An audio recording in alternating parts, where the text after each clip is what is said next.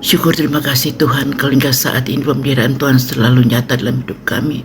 Sungguh Engkau Tuhan kami yang baik. Saat ini Tuhan kami akan masuk dalam satu acara Mutiara Jiwa. Tuhan, kami percaya kalau itu boleh kami lakukan semua itu adalah karena kasih setia Tuhan. Dan saat ini sebelum Tuhan memulai, kiranya Tuhan memberkati segala apa yang akan kami lakukan. Terus istimewa bagi pencinta ya acara Mutiara Jiwa Tuhan, kiranya Roh Kudus akan ambil alih segala sesuatu Tuhan, hingga apa yang kami lakukan pada saat ini sungguh-sungguh menjadi berikan kekuatan dan menjadi berkat kami. Terima kasih Tuhan, hamba serahkan acara ini dari awal sampai kepada akhirnya sepenuh pimpinan kuasa Roh Kudus. Di dalam nama Tuhan kami Yesus kami mengucap syukur. Haleluya. Amin. Shalom keluarga Gracia yang diberkati dan berbahagia. Saat ini kita akan masuk dalam acara Mutiara Jiwa yang akan saya bawakan pada kesempatan ini, dan saya lakukan semua ini oleh karena kasih Tuhan. Dan pembacaan pada firman Tuhan pada siang hari ini saya ambil dari Matius 3 ayat 13 sampai dengan 17. Demikian firman Tuhan. Perikopnya berbunyi, Yesus dibaptis Yohanes. Ayat 13, maka datanglah Yesus dari Galilea ke Yordan kepada Yohanes untuk dibaptis olehnya. Tetapi Yohanes mencegah, dia berkata katanya, akulah yang perlu dibaptis olehmu, dan engkau yang datang kepadaku.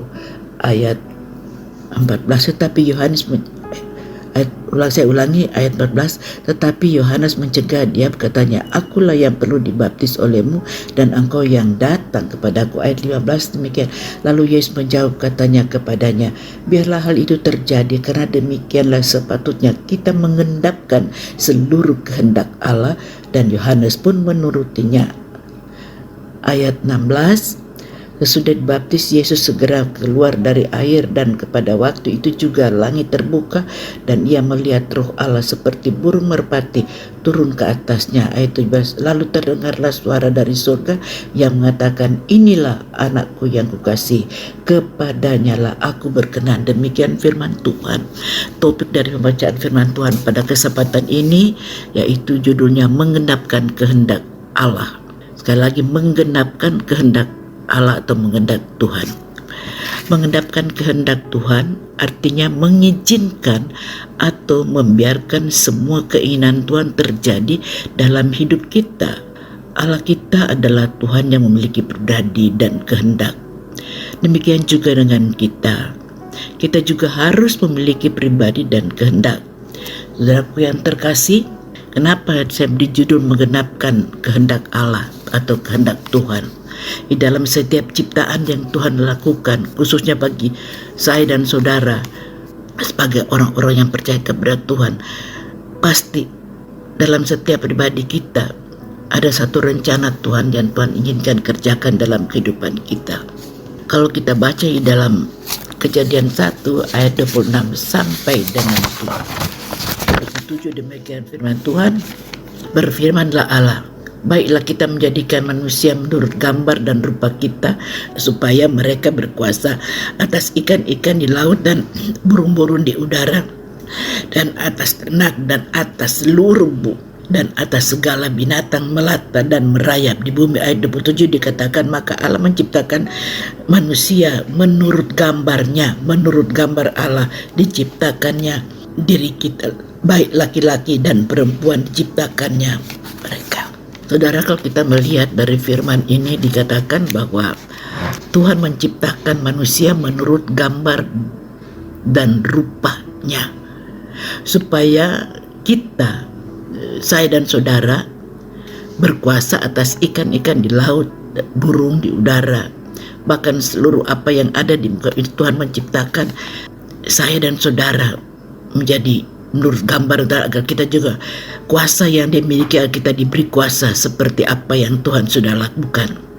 Ada itu mengatakan Allah menciptakan manusia itu menurut gambarnya, menurut gambar Allah ciptakan laki-laki dan perempuan. Saudaraku yang terkasih, dengan jelas dikatakan diciptakan menurut gambar dan teladannya. Maksud di sini menurut gambar dan agar kita dapat melakukan apa yang Allah juga bisa lakukan. Oleh sebab itu, tadi saya katakan kita belajar menggenapkan kehendak Tuhan di dalam kehidupan kita. Dengan kata lain, kita mengizinkan atau membiarkan semua keinginan Tuhan terjadi dalam hidup kita. Allah kita Allah yang memiliki pribadi dan kehendaknya. Demikian juga saya dan saudara harus memiliki pribadi dan kehendaknya. Tadi saya sudah bacakan dalam Kejadian 1 ayat 26-27 mengatakan bahwa menurut gambar dan rupa Allah. Jadi kita harus menyadari bahwa ada tujuan khusus dari Allah bagi kita. Kita harus hidup menurut kehendak Allah atau rencana-rencana Allah itu digenapi dalam hidup kita. Kalau kita tidak hidup menurut kehendak Allah, kalau kita tidak melakukan apa perintah-perintah Tuhan, berarti kita orang yang tidak percaya. Kehidupan kita jauh daripada Tuhan. Oleh sebab itu dengan jelas dikatakan kalau kita diciptakan menurut gambar Tuhan, inginkan juga apa yang dimiliki Tuhan, dia juga ingin bahwa setiap rencana yang Tuhan sudah rencanakan di dalam dunia ini, itu juga dia ingin supaya saya dan saudara menggenapkan setiap rencana. Satu hal, bagaimana bagaimana kita harus dapat melakukan itu. Kita harus melakukan itu bahwa kita menyadari bahwa Tuhan menciptakan saya dan saudara karena dia mempunyai rencana yang indah. Dia ingin saya dan saudara menjadi orang-orang yang diizinkan untuk melakukan segala apa yang Tuhan inginkan. Bahwa kita harus mempunyai keinginan bahwa kita ingin hidup seperti Yesus, orang yang melakukan segala sesuatu bukan karena kita mau melebihi kuasanya, bukan, tapi Allah menginginkan bahwa kehidupan kita, bagaimana Allah sudah memberkati, Tuhan ingin juga hidup kita menjadi berkat bagi setiap orang. Tadi saya katakan ya dalam Kejadian 1:27 dan dikatakan kalau kita hidup serupa atau bergambar Allah, bahwa kita juga harus mengizinkan setiap rencana dan kehendak Allah terjadi dalam hidup saya dan saudara. Walaupun mungkin dalam saat-saat ini di tengah-tengah dunia yang keadaan situasi yang tidak mengenakan, mungkin kita akan mengatakan apalagi yang harus kita lakukan, bagaimana kita menghadapi soal situasi saat ini dalam keadaan yang seperti ini, seolah-olah kita mengatakan bahwa bagaimana rencana Allah itu bisa sempurna dalam hidup saya dan saudara. Tapi ingat saudaraku yang terkasih, bahwa setiap rencana Allah dalam hidup kita adalah rencana yang untuk meratakan kebaikan. Sekali lagi saya katakan, walaupun mungkin semua kita tidak mengerti akan hal itu, tapi di sini Tuhan inginkan kita mau belajar menggenapkan kehendak Allah dalam setiap kehidupan kita. Dengan kata lain, penggenapan kehendak Allah itu tergantung pada diri kita. Jika kita tidak meresponi, maka rencana kehendaknya tidak dapat digenapi dalam hidup kita. Maksudnya meresponnya bagaimana? Kita hanya bilang kita percaya, tapi kita untuk melakukan kehendaknya atau melakukan setiap perintah-perintahnya, karena kita hanya setengah-setengah. Mungkin kalau dalam keadaan kita tenang, kita akan belajar melakukan. Tetapi dalam situasi seperti ini yang tidak ada orang yang mampu mengatasi segala situasi seperti ini, kita melihat kiri kanan terjadi masalah-masalah yang mengerikan, mungkin kita mengatakan, bagaimana kita dapat melakukan kehendak Allah dengan situasi ini? Kita sebagai manusia yang penuh dengan keterbatasan mungkin akan mengatakan kita tidak dapat melakukan itu. Kita juga ingin hidup, tapi bagaimana kita mau melakukan kehendak Tuhan kalau di sekeliling kita tidak merasakan ketenangan, tidak merasakan damai sejahtera, tidak merasakan sukacita karena situasi yang sangat mencekam hidup kita. Tapi saya perlu ingatkan bahwa Tuhan mengatakan bahwa penggenapan kehendak Allah itu tergantung pada diri saya dan saudara. Kita tahu kalau kita mau setia di dalam Tuhan, kalau kita mau percaya bahwa hidup kita adalah milik Tuhan, bahwa Tuhan punya rencana yang indah hidup kita, mari kita lakukan itu. Kita serahkan hidup kita sepenuhnya ke dalam tangan Dia, hingga rencana Allah itu bisa kita dapat, kita boleh mengerti. Saudaraku, di dalam Matius 3 ayat 15 dikatakan di sana, Matius 3 ayat 15 dikatakan juga, lalu Yesus menjawab, katanya kepadanya, biarlah hal itu terjadi, karena demikianlah sepatutnya kita menggenapkan seluruh kehendak Allah. Dan Yohanes pun menurutinya. Ini berbicara pada waktu Yesus datang mengatakan Yohanes untuk membaptis dia. Tadinya Yohanes menolak, tetapi kita melihat di sini, kita melihat bahwa Yesus bilang, kamu harus membaptiskan saya. Dengan demikian, karena itu adalah kehendak Bapa di surga, agar Yesus juga dibaptis oleh Yohanes. Dengan kata lain, bahwa Yohanes juga harus melakukan kehendak Bapa. Jadi demikian lagi sepatutnya kita harus mengendapi setiap kehendak Allah. Jadi jangan kita dengan situasi yang tidak enak ini kita jauh daripada Allah, kita mengatakan bagaimana kehidupan kita tidak ada ketenangan, bagaimana kita harus lakukan. Saudaraku, setiap orang yang sudah menjadikan Tuhan sebagai juru selamat, kita harus datang kepada Dia, menyerahkan hidup kita dan setia di dalam Dia. Kita harus mengatakan, Tuhan, biarlah kehendak Tuhan itu terjadi dalam kehidupan kita. Dan saya yakin setiap kehendak Tuhan dalam hidup saya dan saudara adalah kehendak yang mendatangkan kebaikan. Jadi katakan sepatutnya kita harus mengenapi setiap kehendak Allah. Sekali lagi, Matius 3:15 dikatakan sepatutnya kita harus menggenapi setiap kehendak Allah. Mengapa kita harus menggenapinya? Karena kita adalah ciptaan yang paling mulia. Kita diciptakan dengan punya itu rencana-rencana yang indah. Dia ingin saya dan saudara menjadi orang yang hidupnya selalu untuk kemuliaan nama Tuhan. Saudaraku, bagaimana supaya kehendak Allah itu digenapi dalam hidup kita? Pertama, memiliki kerendahan hati. Kita harus memiliki kerendahan hati. Dalam Matius 3 ayat 13-15 dikatakan tadi, maka datanglah Yesus dari Galilea ke Yordania kepada Yohanes untuk dibaptis olehnya, tetapi Yohanes mencegah. Dia katanya, akulah yang perlu dibaptis olehmu dan engkau yang datang kepadaku. Kita melihat, kita tahu siapa Yesus. Dia adalah Raja di atas segala raja. Dialah Tuhan di atas segala Tuhan. Dia yang berkuasa. Sebenarnya Yohanes merasakan dia tidak layak untuk melakukan itu, karena dia kenal siapa Yesus itu. Dia tahu Yesus itu adalah Tuhan yang berkuasa atas segala kuasa. Enggak, dia mengatakan tidak layak untuk membaptiskan Yesus. Tetapi kenapa Yesus menyuruh Yohanes untuk membaptisnya? Ini menyatakan dia harus memiliki kerendahan hati. Pertama, yaitu memiliki kerendahan hati. Yesus menyuruh Yohanes untuk membaptis karena Yesus memiliki kerendahan hati. Dan hal ini juga yang Yesus inginkan, bahwa saya dan saudara, jangan kita menganggap kita adalah sudah pintar, kita adalah orang yang hebat. Tetapi seperti Yesus, dia yang berkuasa atas segala kuasa, membuktikan bahwa dialah seorang yang penuh dengan kerendahan hati. Walaupun Yohanes mereka menolak, sebab dia tahu bahwa Yesus adalah Mesias. Tetapi kenapa Yesus memaksakan untuk Yohanes untuk membaptis dia?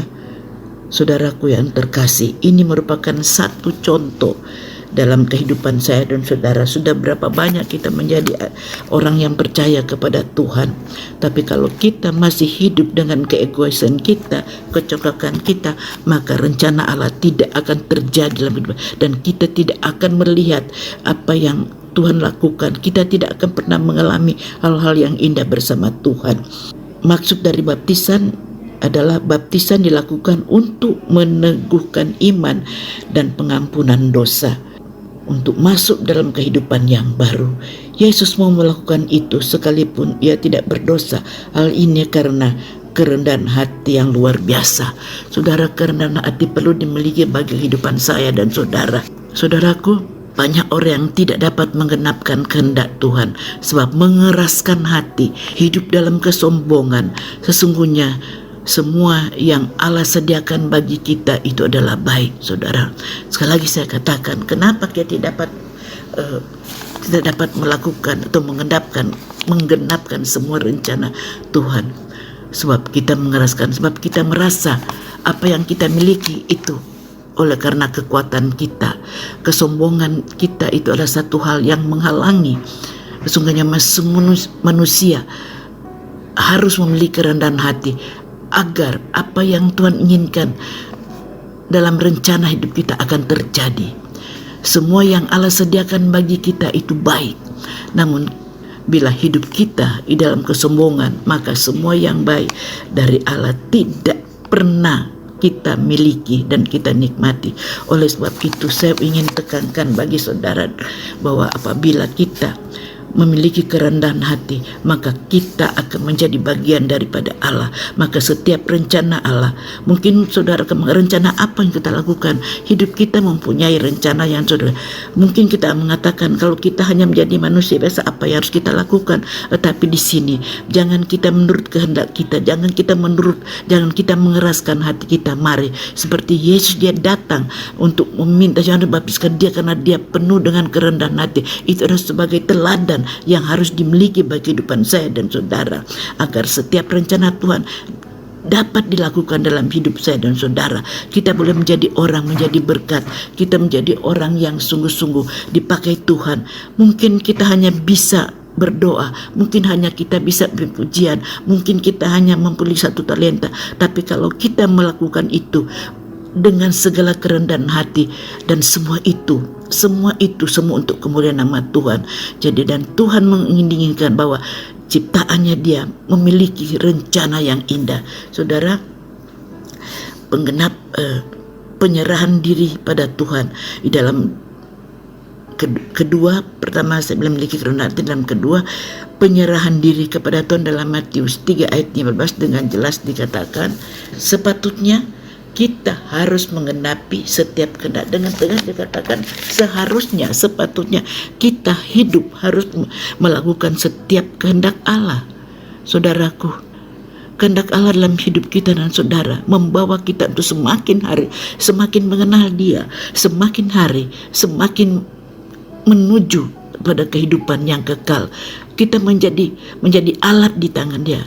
Saudara, dunia ini memang dunia penuh dengan dosa, tapi oleh karena kematian Yesus, maka dosa kita ditebus. Dan oleh sebab itu, dengan segala kerendahan hati, dia ingin saya dan saudara juga memiliki hal-hal yang sama. Jangan kita egois, jangan kita mengeraskan diri kita. Apapun yang Tuhan rencanakan dalam hidup saya dan saudara, itu mendatangkan kemuliaan bagi nama Tuhan. Dan kita akan melihat bahwa Tuhan adalah Tuhan yang ajaib, Tuhan yang begitu mengasihi, Tuhan yang banyak mengampuni. Ya, oleh sebab itu untuk kita dapat menerima, melakukan setiap rencana Allah, kita harus menyerahkan hidup kita kepada Tuhan, bukan separuh-separuh, tapi dengan sungguh-sungguh. Tuhan tidak melihat kehidupan kita, Tuhan tidak melihat apa sih kita memiliki jabatan apa, atau kita kaya atau kita miskin, tidak. Dia mencari orang-orang yang mau menyerahkan dirinya pada Tuhan dengan sesungguhnya, karena dengan penyerahan hidup kita kepada dia, maka rencana Allah akan nyata dalam hidup kita, hingga kita akan dipakai Tuhan dimanapun kita berada. Mungkin saudara mengatakan suasana seperti ini bagaimana kita boleh melakukan itu? Saudaraku, suasana seperti tidak akan menghalangi saya dan saudara apabila kita mau hidup di dalam kebenaran Tuhan, apabila kita mau hidup tiap hari di dalam belajar berdoa, melayani firman Tuhan, membaca firman Tuhan, karena hanya firman Tuhan yang sanggup memberikan kita kekuatan, yang sanggup mengajarkan kita untuk melakukan hal-hal yang benar, hingga hidup kita bukan hidup berdasarkan kekuatan kita, tapi hidup berdasarkan oleh kasih anugerah Tuhan. Dan rencana Tuhan akan digenapi bagi setiap saya dan saudara. Kita boleh melakukan apapun, mungkin kita melakukan masih terlalu kecil, tetapi Tuhan tidak melihat semua itu, tapi Tuhan melihat hati kita yang melakukan itu dengan sungguh-sungguh. Dia ingin melakukan itu. Menyerahkan diri kepada Tuhan artinya membiarkan Allah melakukan apa saja bagi kita, karena kita percaya apa yang Tuhan lakukan itu baik bagi kita. Saat ini bila hidup kita masih dalam keegoisan, tapi Tuhan inginkan mari biarlah kita merendahkan hati di hadapan dia dan menyerahkan hidup pada Tuhan. Mari datanglah pada Tuhan dan berdoa. Pasti Dia akan memulihkan hidup kita, dan itu pasti Dia akan memulihkan apapun persoalan kita, masalah apa yang kita hadapi. Dia pasti memulihkan hidup kita, Dia pasti menolong, Dia pasti memberikan jalan keluar, dan hidup kita semakin hari semakin dewasa di dalam penagakan. Katakan kepada Tuhan, biarlah rencanamu yang terjadi dalam hidup ini. Biarlah firman Tuhan yang sangat singkat ini boleh menjadi kekuatan kita. Hanya kita izinkan Tuhan untuk melakukan setiap rencananya, dan kita menjadi berkat bagi setiap orang. Tuhan Yesus memberkati.